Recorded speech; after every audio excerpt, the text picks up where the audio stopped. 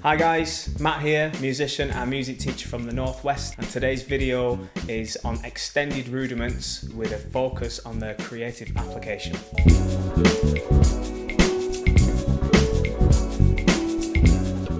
So in the first rudiment video we covered single strokes, double strokes, paradiddles and triplets, which is the absolute essential bunch of rudiments in my opinion. But today we're going to look at what I call an extended bunch of rudiments. Rudiments that can be added to existing playing knowledge, in my opinion mainly for creative purposes, but with a focus on more stick control, which are all good things, so let's start. First up is the double paradiddle. A double paradiddle is an extension of the regular paradiddle with an added right-left, making this a 6-note sequence. Right, left, right, left, right, right, left, right, left, right, left, left. All notes to be played evenly. Sometimes referred to as a paradiddle, as the name phonetically matches the stick sequence. The double paradiddle digs a little deeper into the study of what we call linear patterns. This helps us see the simple but effective creativity between single strokes and double strokes. This also helps us focus the brain on the ostinato being created by each hand. Take away one hand at a time to reveal a pattern which can stem the flow of how creative rudiments like this can be when applied to the kit. This rudiment also helps us better understand and become comfortable with the flow of a 6-note pattern, especially one that switches between leading hands, and this may be a welcome and creative change to your playing so far. Between the regular paradiddle and the double paradiddle, we also start to understand how the placement of a double stroke will shift the downbeat to your weaker hand. Something that when mastered is a powerful and creative tool between various sounds on the drum kit. Next up is the flam. A flam is a regular or accented stroke preceded by a weaker stroke with the opposite hand. Both strokes are played almost in unison with a small gap between them. It is good practice to learn a right and left-handed flam. An approach for beginners that's worked for me as a teacher is to aim to do the two strokes at the same time, but in a loose and lazy fashion, therefore creating a gap between the two strokes. Sometimes as a beginner, when you set out to create a small gap between two strokes, it sounds a little bit too forced and obvious. So attempting to play the two strokes together in a loose and lazy fashion will naturally create a flam. However, the intention is to control the placement of these two strokes accurately, developing the control and accuracy for your flam to be anywhere between a loose and open flam to a much tighter flam. Attach flams to sequences and stick patterns that you already play and notice the difference.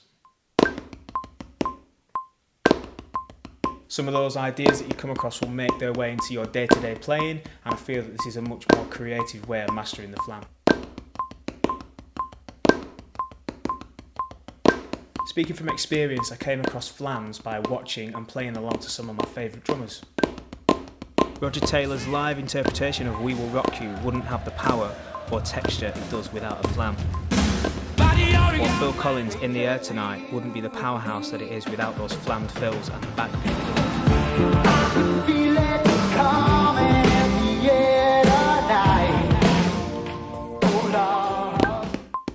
So I'm suggesting a mixed approach. Practice the flam in your playing to create a thicker texture to what would have been a single note. It will help you create a sense of dynamic and musicianship in your playing.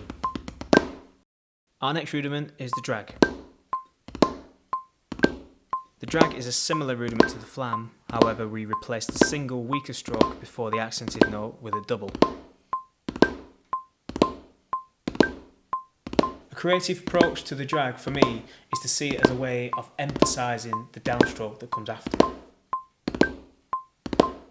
Again, like the flam, this brings texture and dynamic to your drumming, and applied properly can be really creative. Flams, drags and dynamics were at one point a defining difference between a real drummer and a drum machine. Without the nuance of these techniques, drumming can sound quite undynamic and robotic. so it's good to develop these into your playing. Drags can be played tight or loose, just like a flam. Next is the triple stroke roll. A triple stroke roll is a natural progression from a double stroke roll. Instead of 2 strokes per hand, we have 3. This can be performed as triplets, which would mean 3 strokes with each hand evenly played with no gaps, or as 2 16th notes and an 8th note, which leaves a gap of a 16th note in between each hand. The benefit I see of this exercise is to build stamina in each hand and to almost force your stick control into good condition, as playing 3 strokes in a row at a reasonable tempo doesn't come easy, especially for long periods of time. To make this exercise less strenuous and much more musical and dynamic, we can break the 3 strokes down into 3 different disciplines. The first stroke is the downstroke, which is a throw or a whipping motion. This creates the energy from multiple bounces. The second is a bounce or tap stroke, which naturally occurs from the energy of the throw. And the third, an upstroke, which will bring your stick back to the starting position. This third stroke is controlled by a catch in the palm of your hand, which controls the stick from bouncing a 4th time. So in succession we have down, tap, up, and then repeated with the other hand. What I'm loosely describing here is a technique called the Moeller technique, which was designed to improve hand speed, power and control with giving the flexibility to add accents in our playing. I found it's good practice to play this hands together in unison so you can identify weaknesses in your technique. This gives you a good opportunity to match your hands together and improve on a weaker hand. A step further is to develop the unison method into flams, which would create a rather quick 6-stroke roll. Okay, to finish this video off, we're going to have a quick play along exercise with the triple stroke roll. We're going to play 1 bar with each hand separately, then 1 bar with hands together in unison. The 4th bar would be a flammed unison triple stroke roll, which creates a fast 6-stroke roll. So 1 bar with your right, 1 bar with your left, 1 bar hands together in unison, and then 1 bar as a flammed unison, creating a 6-stroke roll. Okay, let's go.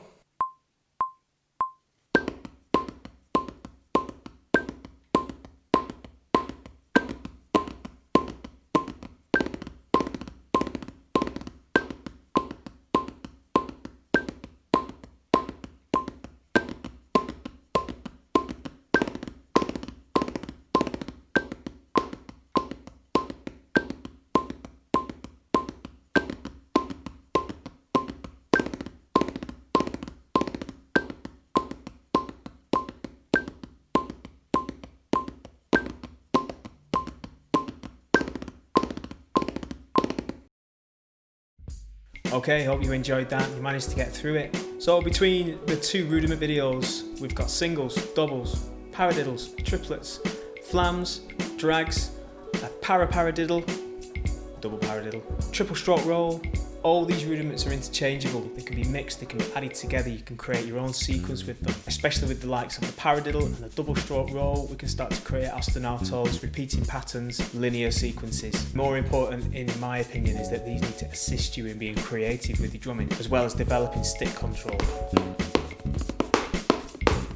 So I hope you enjoyed it, and I'll see you next time. Thanks.